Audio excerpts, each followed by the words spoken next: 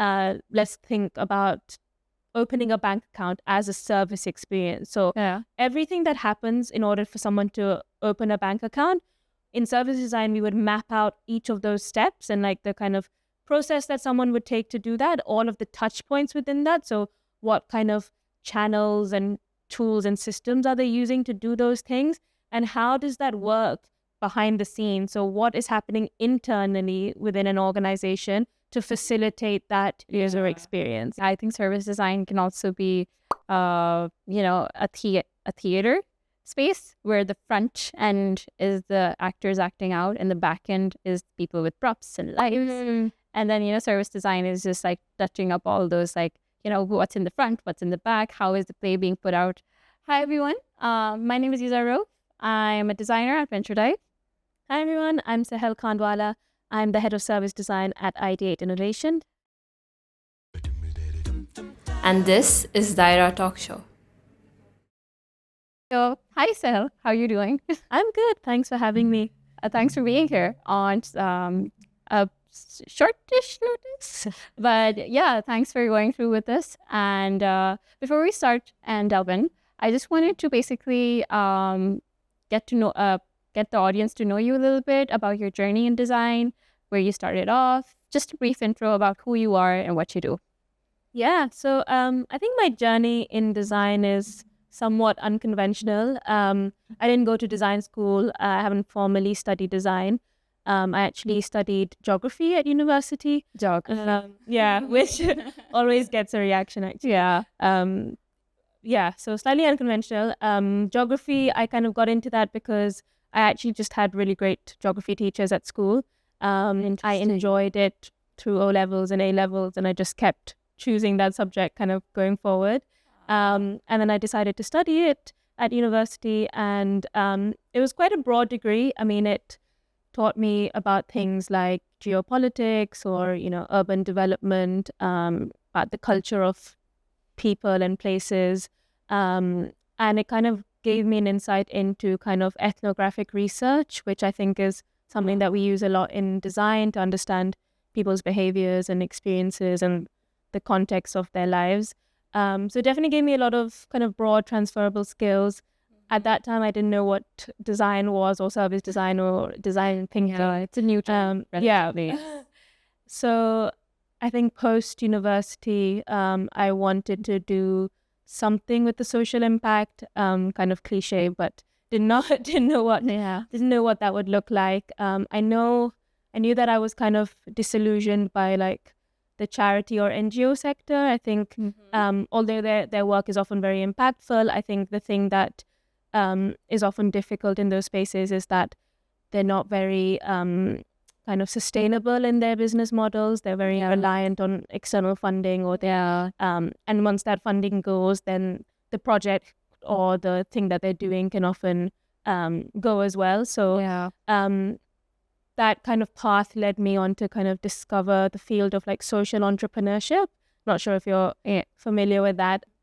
So social entrepreneurship is kind of around building business models or building businesses which primarily have a social impact, be it social, environmental, cultural, something with a positive impact on society. But the business model behind it is something that's sustainable, it's revenue generating, and it kind of allows you to be profitable as well as being kind of impactful socially. Interesting. Yeah, very interesting. I discovered that field both kind of through university. I actually did an academic exchange in my final year of university where I went to the University of Sydney for a semester, and over there in their business school they were offering a course on social entrepreneurship. So I learned more about it there. Yes. All right. And that then kind of led me to do other fellowship programs and kind of introduced me to design through that as well. All right. So Sehel, two interesting things that I spotted in this is your intersection with your degree in geography and the utility you found in service design. Because, geography, when you think about the degree, it's usually a coloring in, like, people assume that it's a coloring in field. Oh, who studies geography, But it's actually a lot to do with human beings and their interaction with spatial environments, right? It has a lot to do with climate change, natural disasters, and stuff like that. I remember I studied geography when I was like in 9th or 10th grade, because everyone had to. Yeah. That's like the subject that I'm read it. So it's very interesting to me how, you're perhaps one of the few designers who's actually taken the degree in geography and, evolved into the design field. And it's so, it's so relevant to what you do in service design. And another thing I wanted to touch up on, because of, I think this is essential for people to pick up, like a skill that Pakistani listeners should pick up on, is ethnographic research. Because, research, in my opinion, I don't know if this is the same experience in organizations that you've worked in, but whenever I've done UX research in Pakistani organizations, it's very surface level. Like, it's just focus groups, people sending out Google Docs and stuff like that. So can you just debunk that, that research methodology and tell us more about what ethnographic research is for people who aren't familiar with it and how people can go about doing that? Yeah, no, that's a great question. And I think, like you said, a lot of these things aren't new. They borrow from fields like sociology, anthropology, where ethnographic research, is really prominent. But essentially, ethnographic research is about situating yourself in the context of people's lives. So like, to really understand and observe behaviors firsthand. And that's not a quick exercise. It's not just like a quick survey that you throw out. Quick solution. It's really about spending time with people, building relationships, building trust, and almost kind of being in the shoes of the people that you're working with or designing with. So some of the methods that we use to do that, and like they're kind of usually qualitative research methods. So things like in-depth interviews. Again, when I say like contextual, I really mean like being in the places that people live or work, or where whatever kind of problem that you're working on or designing for, kind of situating yourself in that environment, because you can learn a lot from just observing the environment as well. So there's less value in bringing someone to an office space, perhaps, if you're learning about their eating habits. Rather, you could maybe, build that trust to maybe get access to their homes or to places that they eat at or things like that, to really understand, like, because often what happens is that when you ask people questions, people tell you that they do one thing, but their behavior is often very different. So see this again and again in research, right? Yes. So to actually observe that and kind of see sometimes those contradictions is really valuable. So we do that in the form of like in-depth interviews, focus group discussions, like you said, observation, just kind of immersing ourselves in a place, taking kind of visual and audio kind of content as well. All right. And really making sure that questions are not closed. I think often with surveys or sometimes focus groups, you can get into a trap of just asking very limiting questions when you almost have certain assumptions and you're just trying to get to that answer. And those are where those biases come in. But if you can ask questions where you treat your participant as the expert and you are just the listener, you're just trying to understand their story, and sometimes that means that the conversation goes in different directions and it might go off your discussion guide or your script, but that's actually where the value comes in, because you learn things that are important to people, or you learn about their perceptions or behaviors that you might not have even conceived before. So spending time allowing for conversation to go in different directions, and opening, like asking very open questions, and kind of really probing to the root cause of those problems or behaviors. All right. Sounds very interesting. Can you give me an example of where you've used ethnographic research in Ideate? So one of the projects that we did was a Bill and Melinda Gates funded project. There was a global consortium of partners. Ideate was one of those partners, and the project was looking at maternal malnutrition in Pakistan. Oftentimes we see that during pregnancy and after pregnancy, women face issues with their nutrition, and that's quite prevalent in the Pakistan context. And this project was interesting in that there was kind of two phases to the project. So the first phase was around using ethnographic research methods to really understand what are the current nutritional needs and behaviors of low-income women in Pakistan. So we were looking at mainly rural districts, 2 districts in Pakistan, one in Punjab and one in Sindh. And we were looking to understand what are their nutritional needs? How do they perceive nutrition? Who are the decision makers that influence their lives, be it their husbands or their mother-in-laws? Often, things that we learned were around the fact that in pregnancy and in kind of our kind of cultural and societal context, the baby's health is the priority kind of over the mother's health. And even though the two are obviously very It's interlinked, actually surprising. Yeah, but I think people kind of perceive the baby's health to be more important than the mother's, but don't often make the link that they're actually interlinked. Also, some interesting insights we got were around pregnancy actually.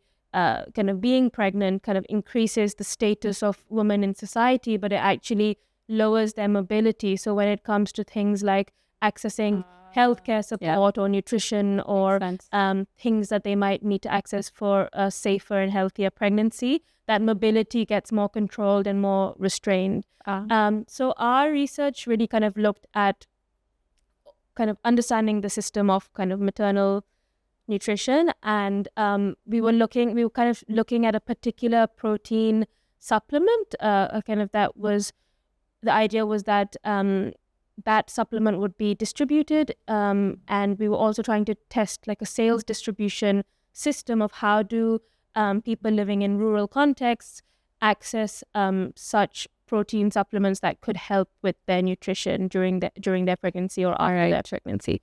So that research was kind of situating ourselves again in those contexts, understanding what messaging speaks to women when it comes to nutrition, what should the packaging of those products look like that incentivizes and motivates people to use that product, who are the gatekeepers or decision makers in a woman's life that also need to be brought on or convinced of the benefits of such a product. So that was kind of all of the research side of it. And then through the research and through the learnings, we developed 3 kind of pilot interventions to kind of test the distribution of such products. So the 3 interventions one was kind of a basket of goods concept. So that was that not only should we be kind of selling this protein supplement door to door, but can we actually make it a more holistic basket of goods, which includes other things like soap or other personal care items that often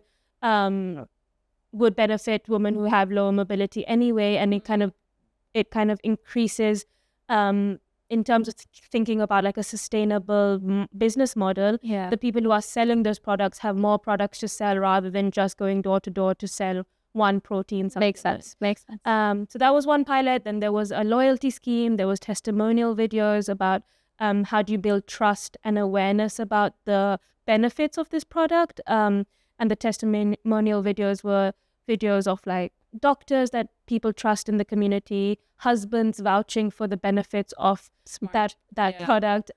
So this was an interesting project in that we got to actually take our insights, learn from them, develop certain tests or prototypes, if you will, and then again roll that out in a pilot and then evaluate the impact of that pilot later on and have such interventions in a more like combined and holistic approach. Has that had an impact on the sale and the kind of uptake of this protein supplement? And it did. So that's good. So the protein supplement was actually good for the woman's health, right? Yes, it was beneficial for them, and it was well researched and everything because doctors were vouching for it. So this was already a kind of a well-known established protein supplement. It's called Welma.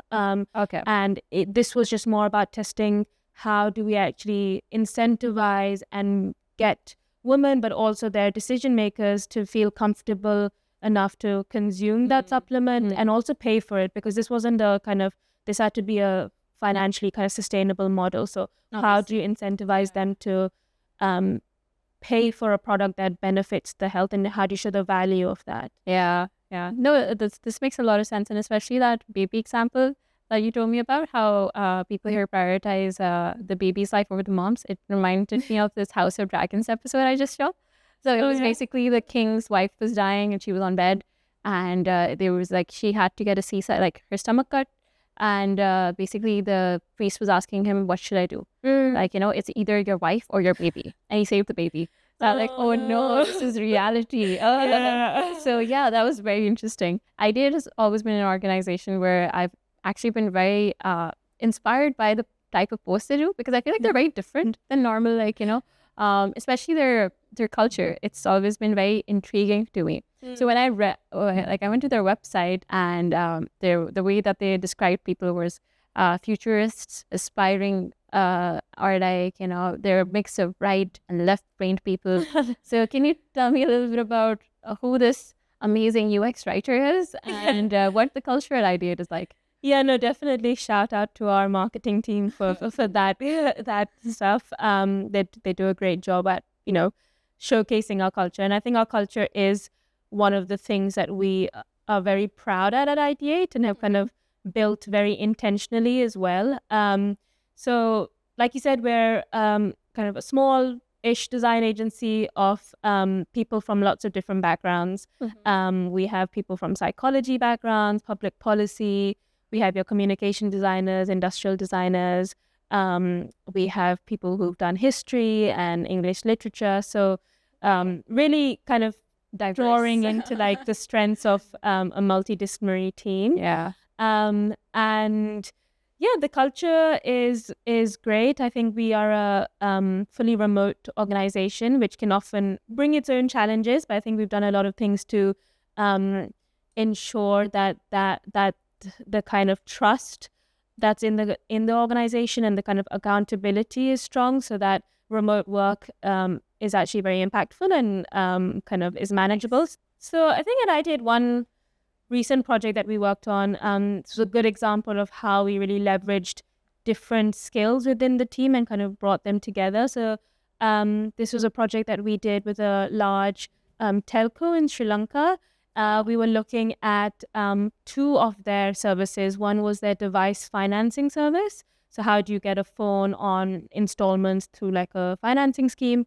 And one was their mobile money service, which was something like EasyPesa or Jazz Cash. So we were kind of looking to see how those two services could be integrated and how they could kind of leverage each other and kind of leverage or like increase the uptake of mobile money through device financing. But this project was interesting in that we had, someone from our team with like a public policy background. He was looking at like a benchmarking study. So he was carrying out kind of a study on what other people are doing out there. So what other mobile operators or telcos are doing in terms of device financing services, and comparing our client service against certain benchmarks, looking at like the landscape and understanding best practices and trends. Then we had someone from a communication design background doing our like user research, so really again carrying out in-person research with users of such products and services and understanding what are their needs and preferences around mobile money or device financing. And then we had someone from a product design background helping us build kind of prototypes and digital experiences for what a new and improved kind of device financing service could look like that kind of integrates mobile money as well. So I think that was a nice example of like, three different people with three distinct skills coming together, working on a project. And I think things that really help in terms of multidisciplinary teams on projects is firstly like setting clear goals and ideas, defining the goals of your project, because if people are coming from it from different lenses, it is important to kind of be aligned on a shared goal and a shared purpose. So whilst not losing your perspective, because everyone's perspective is important, and that's where the kind of strength comes in when you think of multidisciplinary teams, but still being aligned on that common goal so you can work towards the same thing. And also not making sure that those teams are not working in silos. So not just bringing in certain people for different parts of the projects, but actually making sure that they're across all parts of the project so that they can still kind of have that oversight and that experience across different parts of the project. So interesting. So how do you get that alignment strategy intact? So do you guys do like weekly meetings? What I like to do in my design sprints was frame the problem and get everyone working towards like nailing the problem first rather than jumping on the solution. Because this is quite a tricky thing, getting everyone aligned on the same objectives. So how do you guys That's a good question. I think with alignment, we always start projects off with like a internal kickoff workshop where the aim of that workshop is to align on things like what are the project goals, what are the project timelines, what are the key phases in the project, what are each person's kind of roles and responsibilities, and how we see different strengths coming into the project. So just kind of those kickoff workshops really help align on everything about the project, and also understand people's kind of hopes and fears around the project, what they might want to do more of, what might they want to do less of. And then also just throughout the project, having kind of regular, like you said, weekly kind of touch points and check-ins where people have oversight on what everyone's doing. And when we present to clients or kind of have external meetings, again, having representation from different team members so that they can speak to different parts of the project. No, the fears and hopes things remind me of this Figma config talk that I saw where people would do stand-ups and they would have this lottery wheel and they would sit with their team and they would spin that wheel and everyone would have their own way of, doing the meeting or like how the meeting should be done. And if the lottery would land on that person in the team and they would just like take ownership and just like, so this was like That's a nice activity that people also can like do. And I appreciate organizations doing this, honestly. Having kickoffs, collaborating, making sure everyone's heard, everyone's fears are addressed. Also using tools like Slack. I mean, it might sound kind of basic, but for like a remote organization, just having visibility of what people are doing, what they're working on, having quick, responses to ideas or questions, and really like working in using on like collaborative online tools to make sure that people can jump into documents and review things, edit things, leave feedback, and work in a more collaborative way. I think that's the beauty of remote work is there have been so many tools, especially I think that have been adapted, especially after COVID, that is becoming the norm now. Slack before COVID wasn't like, people were still hesitant. But now everyone uses Slack. Everyone is quick to jump on a hurdle. I especially love that jazz tune that plays. Oh my gosh, there's someone at Ideate who absolutely loves that music and like recommended it to all of us. I was like, oh my God, because when someone wouldn't join the meeting, I would still be feeling so nice because the music was like, oh, can I relax? I think my colleague actually just enters a huddle just to listen to the music. No, I'm not that level obsessed, but yes, it is fun. It is fun. Wait, what was my next question? I forgot. It was basically, so basically I wanted to talk about Habib University. You had taught there, right? I did, and you were in Playground, which they describe as a transdisciplinary space for design and innovation. So can you tell? It's a very long title. A transdisciplinary space for design and innovation. But no, it's actually because I was in Habib for a year as well. So I know that space is amazing. It just makes you want to create even if you're not in the mood to create anything. So how was your experience teaching there, and how was it like teaching those students? Did you take any learnings? Did that impact your work? Experience there. So I did I taught at Habib within the kind of context of the Playground for a year. It was a very kind of challenging but rewarding experience. And like you said, I think the Playground is a very unique space in that it's really kind of trying to push the boundaries of what learning can look like and where learning should take place. So just in terms of the way that the space is actually designed, I think it's been intentionally designed to foster more collaboration, more innovation, kind of more hands-on, like practical learning. And the space is very modular. There's kind of furniture that can be joined together and taken apart. There's a lot of like tools and materials to use. So it's kind of almost like a workshop of sorts where I think you get into a very like practical and creative mode while you're there. And a lot of the playground ethos is around teaching courses that are transdisciplinary. So bringing people from all different programs at Habib and like teaching courses that encourage that cross learning and kind of But I remember their logo was also a 3-dimensional. I think it was like a play button. And that really highlighted their ethos of you can mold it, you can fold it. It doesn't have to be just a play button. It's 3-dimensional approach. So that's nice interesting. One of the fascinating things that I went to Habib was the concept of de-learning. How they consciously made an effort to make sure that the myths or the social norms that I carried with me throughout my life, they weren't they could still be separated from my personality. And that was something, the concept of de-learning. And even historically, like some ideologies that I used to carry with myself, I feel like they do a really good job. And I think that's also really important in design, especially when you're trying to map out journeys. But you said it was challenging. What was challenging about I think being a teacher, I think you never give it enough respect of like how hard a job it is. And no. But I think challenging in the sense of just figuring out how to, because I've always been like a design practitioner. Prior to that job, I was working at an agency where I was doing design, service design and research projects.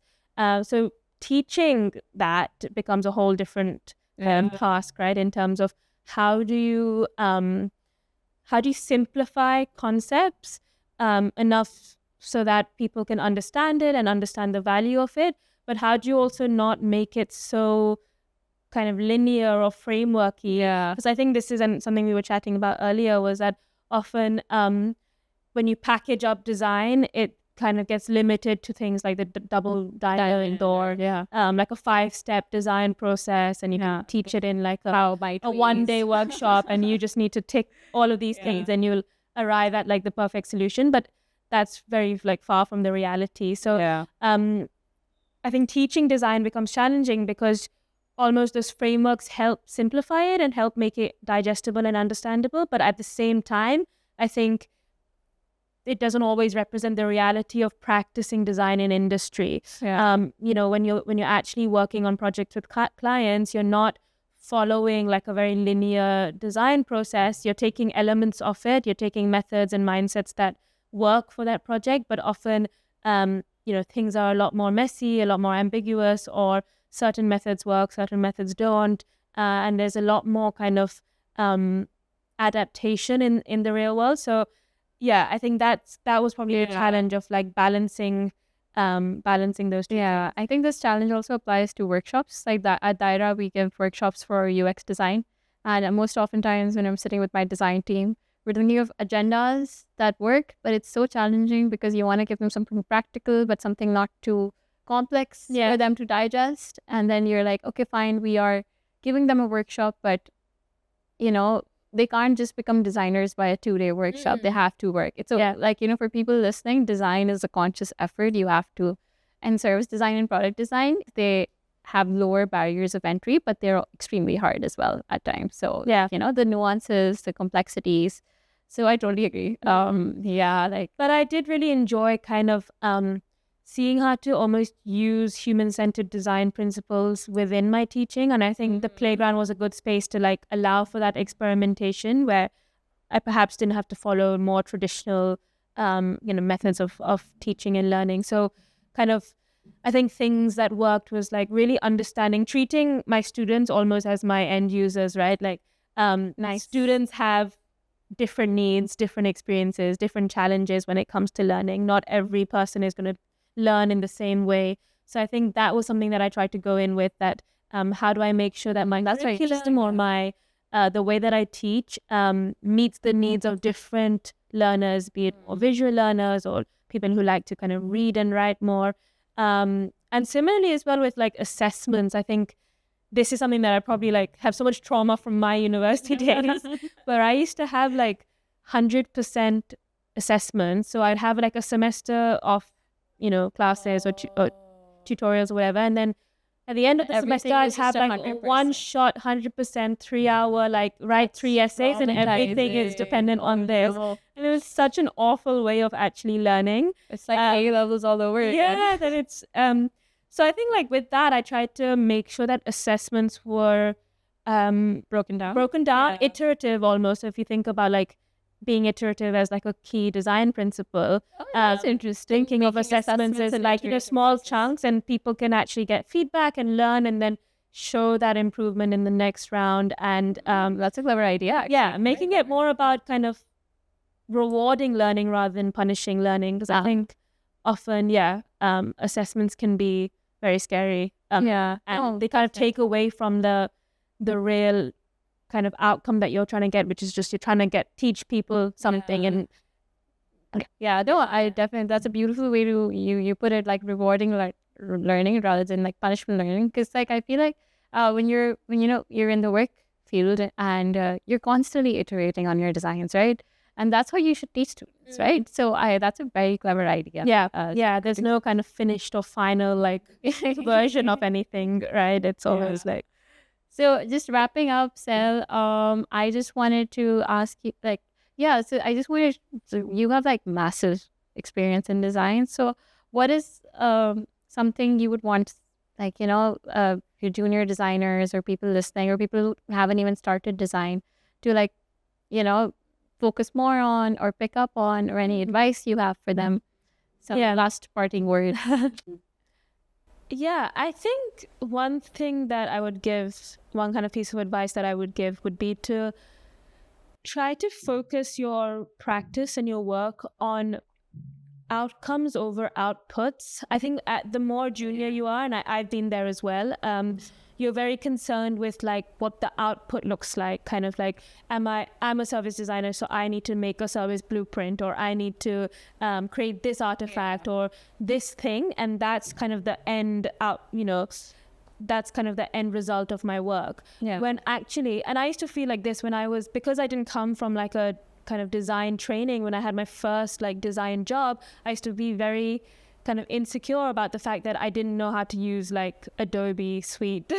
So I was like, okay, this means like I'm not a designer because I don't know that. But actually I learned over time that firstly, like tools change all the time. Like before you know it, that tool is redundant. Like there's a new tool that you need to work with. And actually it's not about knowing that tool or like creating that output. It's just about how can you get there in the quickest way, and whether there's other tools you can use to get there. But I think coming back to the outcomes and output thing, I think oftentimes in design we can forget about what is the outcome of our designs. How does that have an impact on the business goals or the business objectives? What impact does it have on the end user? How does this align with other organizational kind of strategy? Because as a designer, you have to work with non-technical, non-design stakeholders who often come from a more business lens and care more about what that means for their business goals. Definitely, so focus more about what outcome your design is having and what's the impact of that design, rather than just the output and how it looks or what form, what kind of artifact you're creating.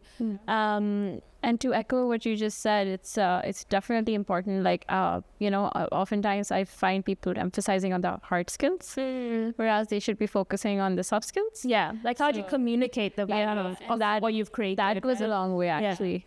Because, it's, just finding, as you said, the quickest way to do things rather than, just spending hours learning like a tool. Not that you shouldn't, but, there are, you should think out, like, as you said, again, what helps me get to that outcome. And then I think the other thing I would just say would be to realize that like you don't have to have it figured out. I think everybody, no matter how kind of experienced you are or how senior you are, like still figuring it out, still learning. Every new project, every new experience is a new challenge, a new environment. You have to constantly learn how to do new things. And I think getting comfortable with that uncertainty and not knowing things, but just having enough confidence and a surety that you will figure it out, I think that would be my advice. Because most of the time, people who look like they have it together and who look like they know everything are also just learning and winging it. That's just the age of social media, honestly.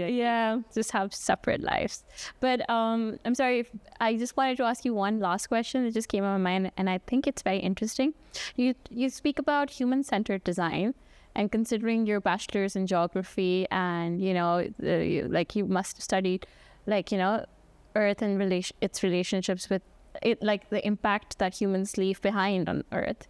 There's this new field of spatial or environmental centered design, where humans are not at the center of our design experience, but rather the environment is. So it basically overlaps and it expands, and it talks about how animals can be impacted, how whales can be and then how plants can be impacted by the design. So have you ever thought about exploring that, or is that something on your have you done that? Yeah, no, that's really interesting, and definitely something that I am familiar with, in terms of, I think there's another term which is planet-centered design. Instead of just thinking about humans, like you said, thinking about the planet as your stakeholders and understanding the impact of your designs on the planet. I think given that we are increasingly in kind of a climate emergency, and we need to work towards more kind of sustainable and regenerative design, I think there is a nice synergy between maybe my geography background and that. But I think the same underlying principles apply. It's just about widening who you're designing for, and kind of almost vouching for non-humans, so people who can't speak for themselves, which is our planet. And kind of there's a lot of kind of work that's being done around regenerative design practices. So how do you, instead of just kind of sustaining what we have, how do we shift from sustainable to regeneration, which means how do you actually create systems and products and services that allow the earth or the natural resources to actually regenerate and kind of reproduce in a way. No, that's interesting. That's the first time I'm hearing that term. But thank you so much for coming, Sehel. This was lovely. I hope to keep in touch with you. Thanks for having me.